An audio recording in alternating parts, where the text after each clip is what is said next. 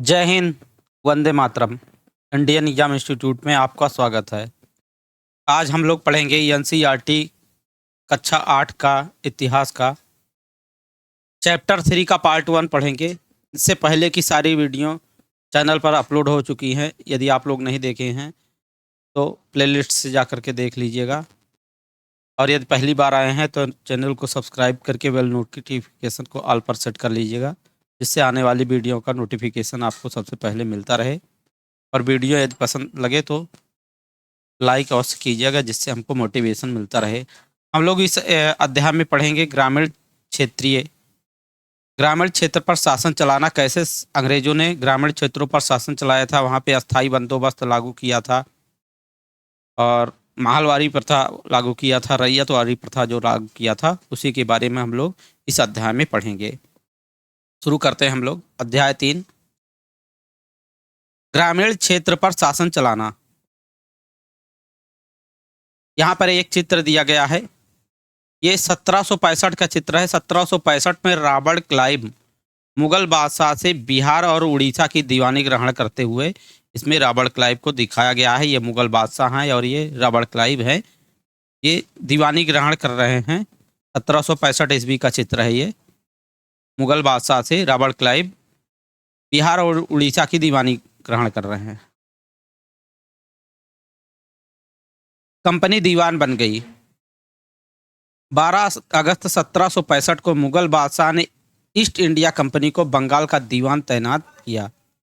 12 अगस्त 1765 को मुगल बादशाह ने ईस्ट इंडिया कंपनी को बंगाल का दीवान तैनात किया था, नियुक्त कर दिया था। 12 अगस्त 1765 को ईस्ट इंडिया कंपनी को मुगल बादशाह ने बंगाल का दीवान तैनात किया, और इस बात की पूरी संभावना है कि यह घटना मुट्ठी भर अंग्रेजों और हिंदुस्तानियों की मौजूदगी में रॉबर्ट क्लाइव के तंबू में घटित होगी। इस बात की संभावना जताया जा रहा है, ये जो चित्र दिया गया है, ये इस बात की संभावना जताया जा रहा है कि रॉबर्ट क्लाइव के तंबू में मुट्ठी भर अंग्रेज और हिंदुस्तानियों के सामने ये घटना घटी होगी रॉबर्ट क्लाइव के तंबू में। ऐसा इसमें संभावना जताई जा रही है। लेकिन ऊपर दिए गए चित्र में इस घटना को एक भव्य समारोह के रूप में दिखाया गया है। लेकिन ये जो चित्र दिखाया गया है, ये एक भव्य समारोह के रूप में दिखाया गया है। यह चित्र उस चित्रकार ने बनाया था जिसे रॉबर्ट क्लाइव ने अपने जीवन की यादगार घटनाओं को चित्रित करने का जिम्मा सौंपा था। बंगाल की दीवानी हाथ आ जाना अंग्रेजों के लिए निश्चय ही बड़ी घटना थी। देखिए, ये चित्र जो बनाया गया है, रॉबर्ट क्लाइव ने जिसको अपनी यादगार घटनाओं का चित्रित करने के लिए जिसको नियुक्त किया था, जिसका जिम्मा सौंपा था रॉबर्ट क्लाइव ने, ये वही चित्रकार इस चित्र को बनाया है। इसलिए इसकी संभावना है कि यह चित्र रॉबर्ट क्लाइव के तंबू में घटा होगा ये घटना। लेकिन इसमें एक भव्य समारोह के रूप में दिखाया गया है। और ये बंगाल की दीवानी हाथ में आ जाना अंग्रेजों के लिए एक बहुत ही बड़ी घटना थी। यहीं से ही इनका विस्तार होना शुरू होता है। सबसे पहले पहला युद्ध इन्होंने जीता था 1757 ईस्वी में, प्लासी का युद्ध। तभी से इनका विस्तार होना शुरू हुआ। पहली जीत थी इनकी, पहली विजय थी 1757 में प्लासी का युद्ध। बंगाल के नवाब सिराजुद्दौला और रॉबर्ट क्लाइव के बीच में हुआ था। ये पहला युद्ध था जिसको अंग्रेजों ने जीता था। दीवान के तौर पर कंपनी अपने नियंत्रण वाले भूभाग के आर्थिक मामलों की मुख्य शासक बन गई थी। दीवान के तौर पर जब कंपनी नियुक्त हो गई तो कंपनी अपने नियंत्रण वाले भाग पर, यानी बंगाल वाले भाग पर, जहाँ पे नियंत्रण हो चुका था इनका, उनके आर्थिक मामलों की मुख्य शासक बन गई थी। अब उसे अपनी जमीन का शासन चलाने और आमदनी को व्यवस्थित करने का रास्ता ढूंढना था। इसके लिए उसे एक ऐसा रास्ता ढूंढना था जिससे कंपनी के बढ़ते खर्चों को पूरा करने के लिए काफ़ी आमदनी जुटाई जा सके। उसे ऐसा भी रास्ता ढूंढना था जिससे कंपनी के बढ़ते खर्चों को पूरा किया जा सके।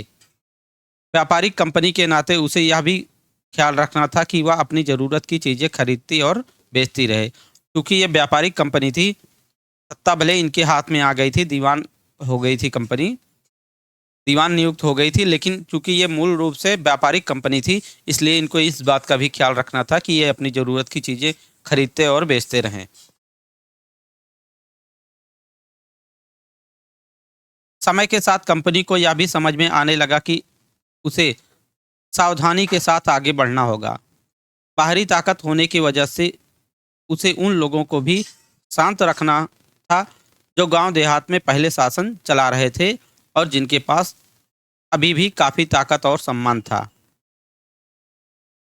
ऐसे जो लोग स्थानीय सत्ता में रह चुके थे, उन्हें नियंत्रित करना तो जरूरी था, लेकिन उन्हें खत्म नहीं किया जा सकता था।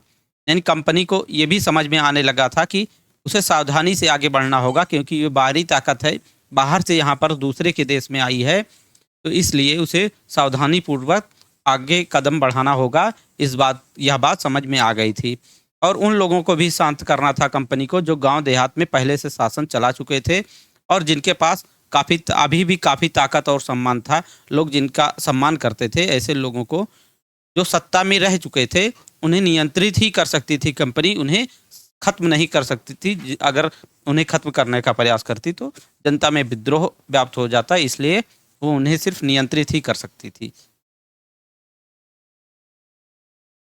यह काम कैसे हो, इस अध्याय में हम देखेंगे कि कंपनी ने ग्रामीण इलाकों को उपनिवेश कैसे बनाया। यानी कि इस अध्याय में हम लोग देखेंगे कि ग्रामीण इलाकों को ईस्ट इंडिया कंपनी ने कैसे अपना उपनिवेश बनाया, आय के साधन कैसे जुटाए, लोगों के अधिकार किस तरह तय किए और मनमाफिक फसलों की खेती कैसे कराई। इसी अध्याय में हम लोग इसको पढ़ेंगे। कंपनी की आमदनी। कंपनी की आमदनी। कंपनी दीवान तो बन गई थी, लेकिन अभी भी खुद को एक व्यापारी ही मानती थी। कंपनी दीवान तो बन चुकी थी, लेकिन अभी तक वो खुद को एक व्यापारी कंपनी ही मानती थी। कंपनी भारी भरकम लगान तो चाहती थी, लेकिन उसके आकलन और वसूली की कोई नियमित व्यवस्था करने में हिचकिचा रही थी।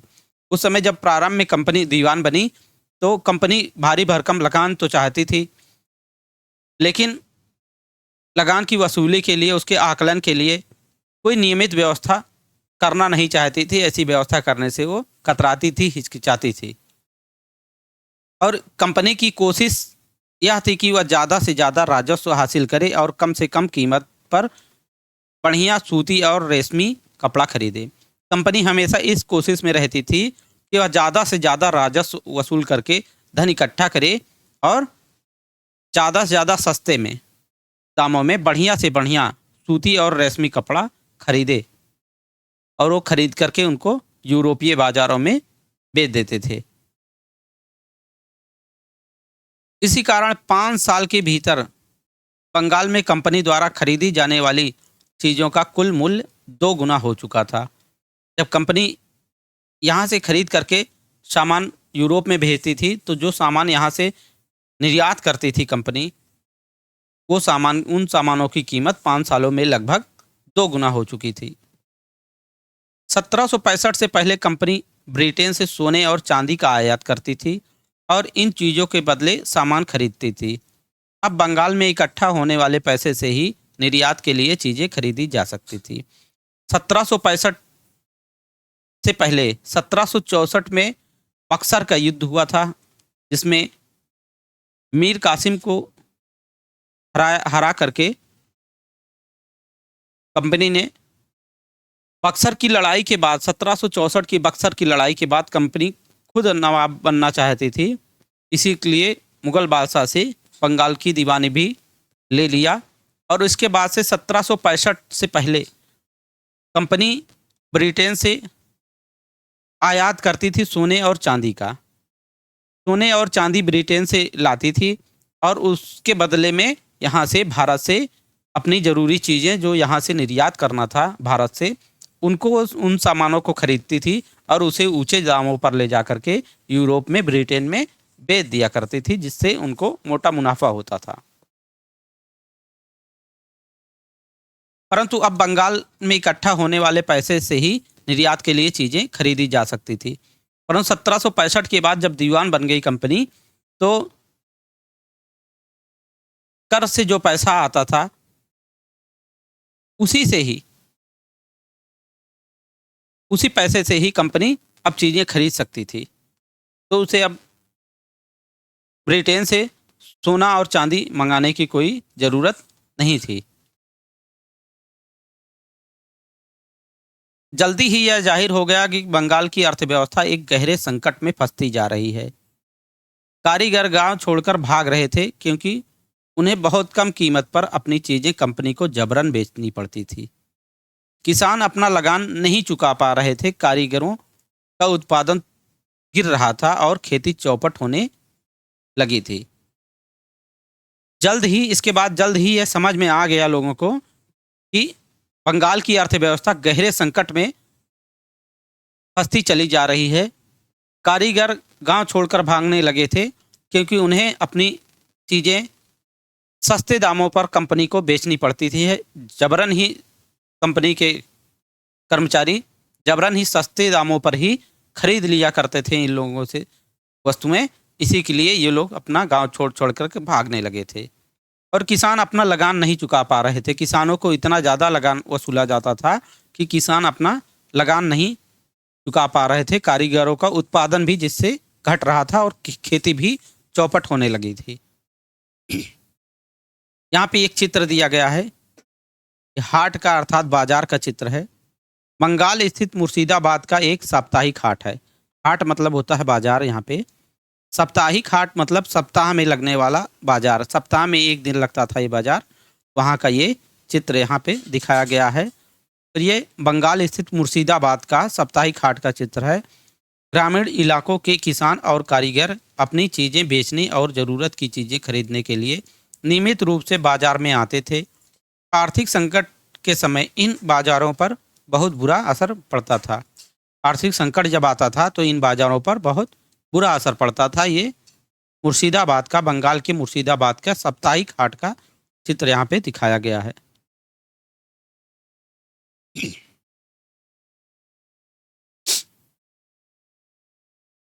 1770 में पड़े अकाल ने बंगाल में 1 करोड़ लोगों को मौत की नींद सुला दिया। 1770 में बंगाल में अकाल पड़ा था जिसमें लगभग 1 करोड़ लोग मौत की नींद सो चुके थे। यानी कि 1 करोड़ लोगों की मृत्यु हो गई थी 1770 में अकाल पड़ने से। इस अकाल में लगभग 1/3 आबादी समाप्त हो गई थी और इस अकाल में 1770 की अकाल में लगभग 3 हिस्से में 1 हिस्से आबादी समाप्त हो गई थी। चार्ल्स कॉर्नवालिस का यहाँ पे चित्र दिया गया है। कॉर्नवालिस, जिस समय अस्थायी बंदोबस्त लागू किया गया उस समय कॉर्नवालिस बंगाल का गवर्नर जनरल था। अस्थायी बंदोबस्त लागू करने वाले यही थे, यही महानुभाव कॉर्नवालिस। इनका पूरा नाम है चार्ल्स कॉर्नवालिस। इनका चित्र भी दिया गया है। इन्होंने अस्थायी बंदोबस्त लागू किया था। खेती में सुधार की जरूरत। अगर अर्थव्यवस्था संकट में थी तो क्या कंपनी अपना राजस्व आय के बारे में आश्वस्त रह सकती थी? बिल्कुल नहीं रह सकती थी। कंपनी के ज़्यादातर अफसरों को यह लगने लगा था कि जमीन में निवेश करना और खेती में सुधार लाना जरूरी है। अब कंपनी को यह लगने लगा था कि खेती में सुधार लाना और ज़मीन में निवेश करना जरूरी है।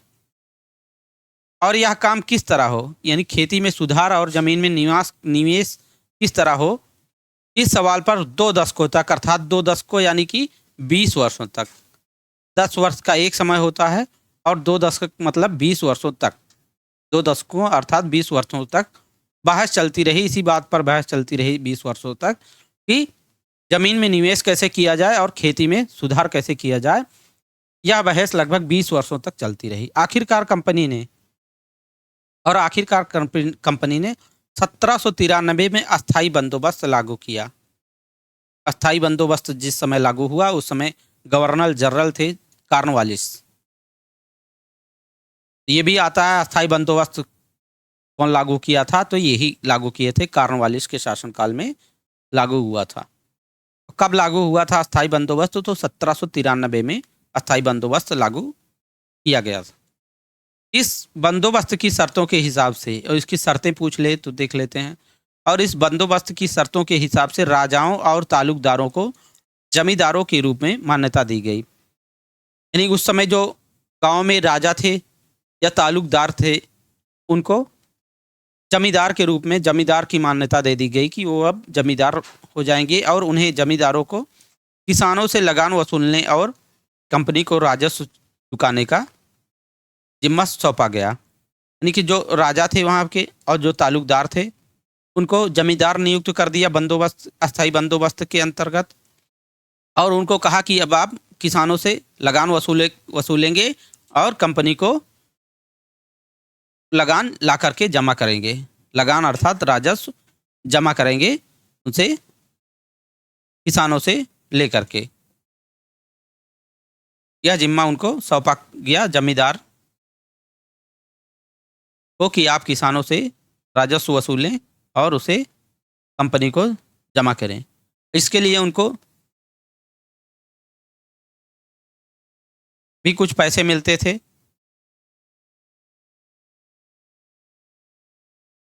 उनकी ओर से चुकाई जाने वाली राशि अस्थायी रूप से तय कर दी गई। यानी कि गांव में अस्थायी बंदोबस्त इसीलिए कहा जाता है क्योंकि अस्थायी रूप से कितना राजस्व देना है, कितना राजस्व चुकाना है, लगान कितना चुकाना है, ये अस्थायी रूप से तय कर दिया गया। इसी के लिए इसे कहा जाता है अस्थायी बंदोबस्त। उनकी ओर से चुकाई जाने वाली राशि अस्थायी रूप से तय कर दी गई थी।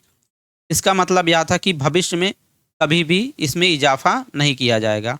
अस्थायी बंदोबस्त जब लागू किया गया तो एक निर्धारित लगान तय कर दी गई कि अब इससे ज़्यादा आगे भविष्य में इसमें इजाफा नहीं किया जाएगा, भविष्य में लगान इसमें बढ़ाया नहीं जाएगा। तो यह पहले ही तय कर दिया गया था।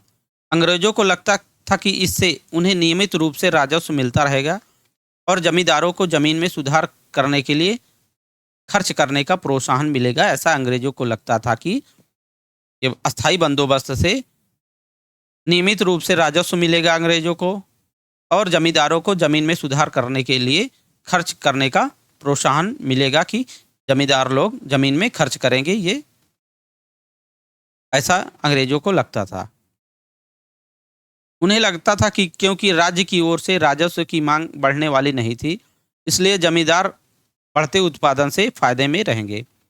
अंग्रेजों को ऐसा लगता था कि राज्य की ओर से अब कंपनी की ओर से राजस्व नहीं बढ़ेगा, इसलिए जब उत्पादन बढ़ेगा तो जमींदार को इसमें फ़ायदा होगा, क्योंकि जमींदारों को तो निश्चित एक निर्धारित कर दिया गया था, वही जमा करना था। फिर जमींदार किसानों से वसूल करता था और जितना जमा करना रहता था उसको कंपनी को जमा करता था राजस्व, और जब उत्पादन बढ़ता तो इसमें जमींदार का फ़ायदा होता।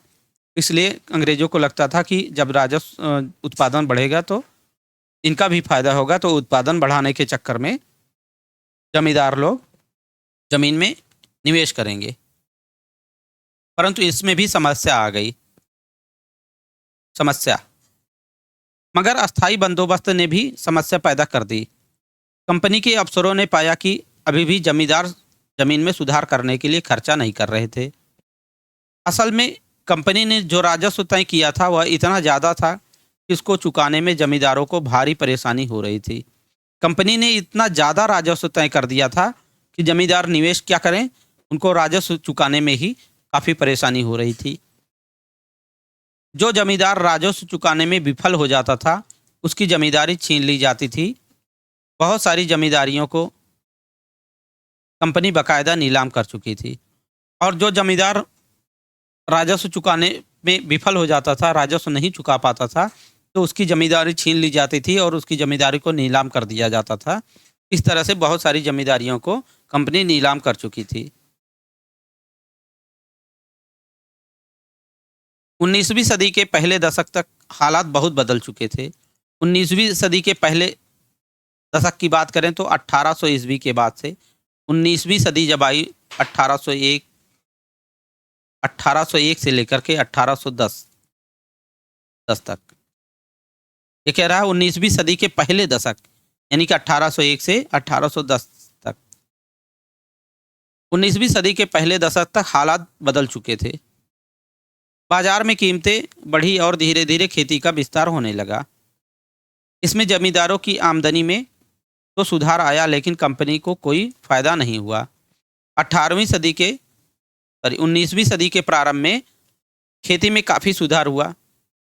इससे बाजार की कीमतें बढ़ी और धीरे धीरे खेती में विस्तार हुआ और इससे जमींदारों को की आमदनी में सुधार हुआ। जमींदारों की आमदनी तो बढ़ी, लेकिन कंपनी को इसका कोई फायदा नहीं हुआ, क्योंकि कंपनी पहले से ही तय कर चुकी थी कि अस्थायी कर चुकी थी कि इतना ही लगान उनको, कंपनी को राजस्व इतना ही चाहिए, इतना तय कर चुकी थी। इसीलिए कंपनी को कोई फायदा नहीं हुआ, जबकि अब जमींदारों को फायदा होना शुरू हो गया, क्योंकि कंपनी तो हमेशा के लिए राजस्व तय कर चुकी थी। अब वह राजस्व में वृद्धि नहीं कर सकती थी। लेकिन जमींदारों को अभी भी जमीन की बेहतरी में कोई दिलचस्पी नहीं थी। जमींदार लेकिन अभी भी जमीन में कोई दिलचस्पी नहीं दिखा रहे थे जमीन में निवेश करने के लिए। उनमें से कुछ तो बंदोबस्त के शुरुआती सालों में ही अपनी जमीन गंवा चुके थे। कुछ जमींदार ऐसे थे जो शुरुआती दौर में ही अपनी जमीन गंवा चुके थे, और जो बचे रह गए थे, अब उन्हें भी बिना परेशानी और निवेश का खतरा आमदनी की उम्मीद दिखाई दे रही थी। अब उनको भी ऐसा लगने लगा कि अब बिना परेशानी के और बिना निवेश का खतरा उठाए ही आमदनी की उम्मीद दिखाई देने लगी थी जमींदारों को भी। जब तक जमींदार किसानों को जमीन देकर उनसे लगान वसूल सकते थे, उन्हें जमीन में सुधार करने की परवाह नहीं थी, क्योंकि जमींदार लोग किसानों को जमीन देकर के उनसे राजस्व वसूल करते थे, लगान वसूल करते थे। तो उत्पादन कम या ज़्यादा हो तो किसानों का इसमें जाता था, किसानों को परेशानी होती। जमींदार को तो सिर्फ राजस्व वसूल करना था, वही राजस्व वसूल करके अपना लाभ ले लेते थे और बाकी कंपनी को दे देते थे। तो इसलिए जमींदार को भी कोई दिलचस्पी नहीं थी जमीन के सुधार में। दूसरी तरफ गांव में किसानों को यह व्यवस्था बहुत दमनकारी दिखाई दी, और दूसरी तरफ किसानों की बात करें तो किसानों को यह व्यवस्था बहुत ही दमनकारी दिखाई दी। किसान को जो राजस्व अर्थात लगान चुकाना था, किसान को जो लगान चुकाना था वह बहुत ज़्यादा था, और ज़मीन पर उसका अधिकार सुरक्षित नहीं था। लगान चुकाने के लिए अक्सर महाजन से कर्जा लेना पड़ता था। अगर वह लगान नहीं चुका पाता था तो उसे पुश्तैनी ज़मीन से बेदखल कर दिया जाता था। इनके अंग्रेज़ों की इतने ज़्यादा कड़े कानून थे कि किसानों को लगान बहुत ज़्यादा ही चुकाना पड़ता था, और लगान चुकाने के लिए उनसे महाजनों से कर्जा लेना पड़ता था। और यदि वो लगान नहीं चुका पाते थे किसान, तो उन्हें अपनी पुश्तैनी ज़मीन से, जो उनके पुश्तों की ज़मीन है, उनसे उस ज़मीन से बेदखल कर दिया जाता था, ज़मीन उसकी छीन ली जाती थी।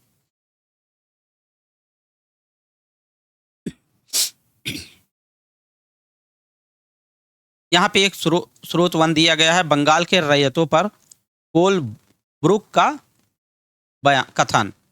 बंगाल के रैयतों पर कोलब्रुक का कथन। बंगाल के बहुत सारे गांवों में कोई ताकतवर रैयत खुद खेती नहीं करते थे।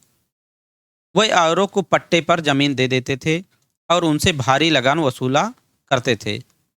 1860 में H.T. कोलब्रुक ने इन काश्तकारों की स्थिति इन शब्दों में बयान की। कटाई की भारी शर्तों और मवेशियों, बीज, आजीविका व कर्जों के बदले बेगारी से दबे ये काश्तकार खुद को कर्ज से कभी बाहर नहीं निकाल सकते। जब उन्हें जीने का भी पूरा नहीं मिलता तो ऐसे भयानक हालात में वे दिल लगाकर काम कैसे कर सकते हैं। ना ही उन्हें अपनी हालात सुधरने में कोई उम्मीद दिखाई देती है।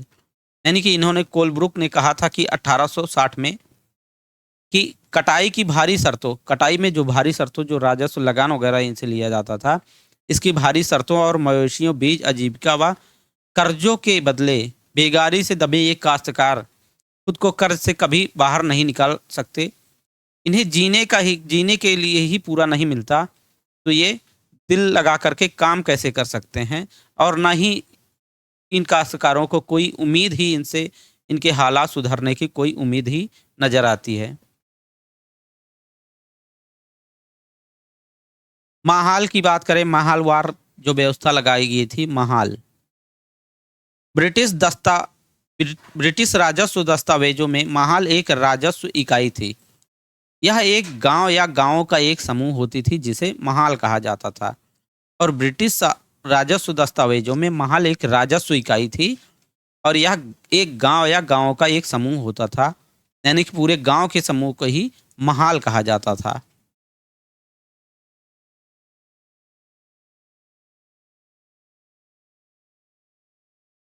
एक नई व्यवस्था।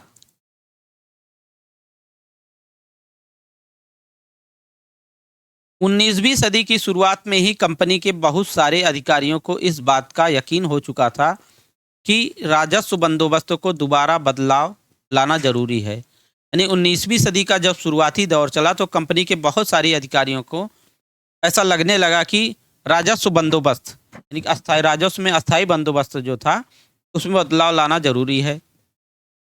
जब कंपनी को शासन और व्यापार के अपने खर्चे चलाने के लिए और पैसे की जरूरत हो तो वह अस्थायी रूप से राजस्व तय करके काम कैसे चला सकती है, ऐसा कंपनी को लगने लगा। अब इनको और पैसे की जरूरत थी। बंगाल प्रेसिडेंस बंगाल प्रेसिडेंसी के उत्तर पश्चिमी प्रांतों बंगाल प्रेसिडेंट के उत्तर पश्चिमी प्रांतों में इस इलाके का ज़्यादातर हिस्सा अब उत्तर प्रदेश में है के लिए होल्ट मैकेंजी नामक अंग्रेज ने एक नई व्यवस्था तैयार की। यानी कि उत्तर पश्चिम, आज का जो पश्चिम एरिया है, उस समय वह बंगाल प्रेसिडेंसी के उत्तरी पश्चिमी प्रांतों में आता था और यहाँ के लिए होल्ट मैकेंजी नामक एक अंग्रेज थे। उन्होंने एक नई व्यवस्था तैयार की जिसे 1822 में लागू किया गया। 1822 में इसे लागू किया गया और होल्ट मैकेंजी नामक एक अंग्रेज ने यह व्यवस्था तैयार की थी। मैकेंजी को विश्वास था कि उत्तर भारतीय समाज में गांव एक महत्वपूर्ण सामाजिक संस्था है और उसको बचाए रखना चाहिए। उसके आदेश पर कलेक्टरों ने गांव-गांव का दौरा किया। यानी मैकेंजी के आदेश पर उस समय जो कलेक्टर थे, यूरोप के, ब्रिटेन के ही कलेक्टर यहाँ नियुक्त हुए थे अपने देश में, हर जनपद में। तो मैकेंजी के आदेश पर प्रत्येक जिले के कलेक्टरों ने गांव-गांव का दौरा किया, जमीन की जांच की, खेतों को मापा और विभिन्न समूहों के रीति रिवाजों को दर्ज किया। गांव के एक एक खेत के अनुमानित राजस्व को जोड़कर हर गांव या ग्राम समूह, जिसे महाल कहा जाता था, से वसूल करने वाले राजस्व का हिसाब लगाया। यानी कि कलेक्टर ने गांव-गांव का दौरा करके और प्रत्येक खेत की माप लेकर के विभिन्न समूहों की रीति रिवाजों को भी दर्ज किया और प्रत्येक खेत की अनुमानित राजस्व भी तय कर दिया और प्रत्येक खेत की अनुमानित राजस्व के हिसाब से प्रत्येक ग्राम समूह का राजस्व तय किया। ग्राम समूह को महाल कहा जाता था और इस राजस्व को अस्थायी रूप से तय नहीं किया गया और ये राजस्व जो महाल पर लगाए जाते थे, पूरे ग्राम समूह पर या पूरे ग्राम पर जो लगाए जाते थे, यह राजस्व अस्थायी रूप से तय नहीं किया गया बल्कि उसमें समय समय पर संशोधन की गुंजाइश रखी गई थी। राजस्व इकट्ठा करने और उसे कंपनी को अदा करने का जिम्मा जमींदार की बजाय गांव के मुखिया को सौंप दिया गया। यानी कि इस व्यवस्था में, महाल राजस्व की व्यवस्था में, इसमें गांव के मुखिया को यह जिम्मे सौंपा गया, जमींदार की बजाय। जमींदार को ना सौंप करके, जमींदार अस्थायी बंदोबस्त में होता था, राजा या तालुकदार होता था, लेकिन इस समय गांव का जो मुखिया था उसे ही यह जिम्मा सौंपा गया, जमींदार को नहीं सौंपा गया। और इस व्यवस्था को महालवारी बंदोबस्त का नाम दिया गया और इस व्यवस्था को महालवारी बंदोबस्त का नाम दिया गया। महालवारी अर्थात पूरे ग्राम या ग्राम समूह को ही एक साथ ग्राम समूह के मुखिया से पूरे गांव का राजस्व वसूल लिया जाता था। पूरे गांव के मुखिया को ही ये जिम्मा सौंप दिया गया कि आप राजस्व वसूल करके पूरे ग्राम का कंपनी को जमा करेंगे और इस व्यवस्था को महालवारी बंदोबस्त नाम दिया गया और यह लागू किया गया था। महालवारी बंदोबस्त 1822 ईस्वी में 1822 ईस्वी में यहाँ पे जो लिखा गया है 1822 ईस्वी में लागू किया गया और इसे तैयार किया था योजना को लॉर्ड मैकेंजी ने।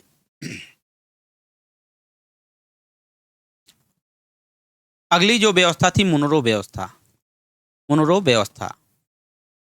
ब्रिटिश नियंत्रण वाले दक्षिण भारतीय इलाकों में भी अस्थायी बंदोबस्त की जगह एक नई व्यवस्था अपनाने का प्रयास किया जाने लगा। यानी कि ब्रिटिश नियंत्रण वाले दक्षिण भारतीय इलाकों में, भारत के दक्षिण में जो एरिया था, उसमें अस्थायी बंदोबस्त की जगह अस्थायी बंदोबस्त न अपना करके या महलवारी व्यवस्था भी न अपना करके एक नई व्यवस्था अपनाया जाने लगा। वहाँ जो नई व्यवस्था विकसित हुई उसे रैयत या रैयतवारी का नाम दिया गया। रैयत का अर्थ होता था उस समय किसान होता है, रैयत का मतलब किसान।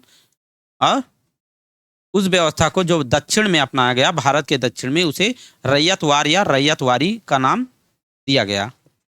कैप्टन एलेक्जेंडर रीड ने टीपू सुल्तान के साथ चले युद्धों के बाद कंपनी द्वारा कब्जे में लिए गए कुछ इलाकों में इस व्यवस्था को आजमा कर देख भी लिया था। कैप्टन एलेक्जेंडर रीड थे। इन्होंने टीपू सुल्तान, जो मैसूर के शासक थे, टीपू सुल्तान, और भारत के दक्षिण में पड़ता है मैसूर, तो टीपू सुल्तान, ये रीड, एलेक्जेंडर रीड ने टीपू सुल्तान के साथ युद्धों के बाद, जब टीपू सुल्तान से युद्ध समाप्त हो गया और टीपू सुल्तान की मृत्यु हो गई, तो उसके बाद जब कंपनी की सत्ता वहां पे स्थापित हो गई, कंपनी का जब कब्जा स्थापित हो गया था, तो रीड ने ऐसे कुछ इलाकों में यह व्यवस्था, रैयतवारी व्यवस्था को आजमाकर देख भी लिया था। थॉमस मुनरो ने इस व्यवस्था को विकसित किया और धीरे धीरे पूरे दक्षिण भारत पर यही व्यवस्था लागू कर दी गई। तो इस व्यवस्था को, रैयतवारी व्यवस्था को, थॉमस मुनरो ने विकसित किया था। यानी कि उस समय थॉमस मुनरो थे गवर्नर जनरल। तो थॉमस मुनरो ने पूरे दक्षिण भारत में धीरे धीरे यह व्यवस्था लागू कर दी। रीड और मुनरो को लगता था कि दक्षिण में परंपरागत जमींदार नहीं थे, इसलिए उनका तर्क यह था कि उन्हें सीधे किसानों अर्थात रैयतों से ही बंदोबस्त करना चाहिए, जो पीढ़ियों से जमीन पर खेती करते आ रहे हैं। राजस्व आकलन से पहले उनको खेतों का सावधानी पूर्वक और अलग से सर्वेक्षण किया जाना चाहिए, ऐसा रीड और मुनरो को लगता था। मुनरो का मानना था कि अंग्रेजों को पिता की भांति किसानों की रक्षा करनी चाहिए, ऐसा उस समय मुनरो को लगता था। सब कुछ ठीक नहीं था, परंतु सब कुछ ठीक नहीं था। नई व्यवस्था लागू होने के बाद महज कुछ साल के भीतर ही उनमें समस्याएं दिखाई देने लगी। जमीन से होने वाली आमदनी बढ़ाने के चक्कर में राजस्व अधिकारियों ने बहुत ज़्यादा राजस्व तय कर दिया था। किसान राजस्व चुका नहीं पा रहे थे, रैयत गांव से भाग रहे थे, बहुत सारे क्षेत्रों में गांव वीरान हो गए थे। आशावादी अफसरों को उम्मीद थी कि नई व्यवस्था किसानों को संपन्न उद्यमशील किसान बना देगी, लेकिन ऐसा नहीं हुआ। रैयतवारी व्यवस्था जब दक्षिण भारत में लागू की गई, तो इसके कुछ सालों के भीतर ही इसमें समस्याएं दिखने लगी कि जमीन से आमदनी बढ़ाने के चक्कर में राजस्व अधिकारियों ने इतना ज़्यादा राजस्व तय कर दिया था कि किसान अर्थात रैयत अर्थात किसान राजस्व नहीं चुका पा रहे थे, और रैयत गांवों से अर्थात किसान गांवों से भाग रहे थे, और बहुत सारे क्षेत्रों में गांव वीरान हो गए थे। रैयत अगर अर्थात किसान गांव से जब चले जा रहे थे, तो बहुत सारे गांव ऐसे हो गए जहाँ पे कोई रहता ही नहीं था, वो एकदम वीरान हो गए थे। आशावादी अफसरों को उम्मीद थी, अर्थात अंग्रेजों का ऐसा उम्मीद थी कि इस नई व्यवस्था से किसान संपन्न उद्यमशील किसान बनेंगे, लेकिन ऐसा नहीं हुआ, क्योंकि राजस्व इतना ज़्यादा, लगान इतना ज़्यादा कर दिए थे कि रैयत वहाँ से गांव छोड़ छोड़ करके भागने लगे, जिससे बहुत सारे किसान, बहुत सारे गांव वीरान तक हो गए थे। तो रैयतवारी व्यवस्था भी हर जगह इन्होंने भरपूर लाभ उठाने का ही प्रयास किया। अंग्रेजों ने इतना ज़्यादा राजस्व लगान वसूलते थे कि किसान लोग इतना राजस्व अदा ही नहीं कर पाते थे, जिसके कारण किसान लोग बहुत ज़्यादा परेशान थे। इसी के लिए 1857 में भी जब विद्रोह हुआ, तो किसान लोगों ने भी उसमें भरपूर भाग लिया था। यह भी 1857 का एक कारण था। सैनिक कारण तो मुख्य रूप से था ही 1857 का, लेकिन किसानों की दुर्दशा भी एक मुख्य कारणों में से एक थी 1857 के विद्रोह का। तो मिलते हैं साथियों यहाँ से नेक्स्ट वीडियो में। यहाँ से हम लोग नेक्स्ट वीडियो पढ़ेंगे, पार्ट 2 इसका पढ़ेंगे। मिलते हैं साथियों नेक्स्ट वीडियो में, तब तक के लिए जय हिंद, वंदे मातरम।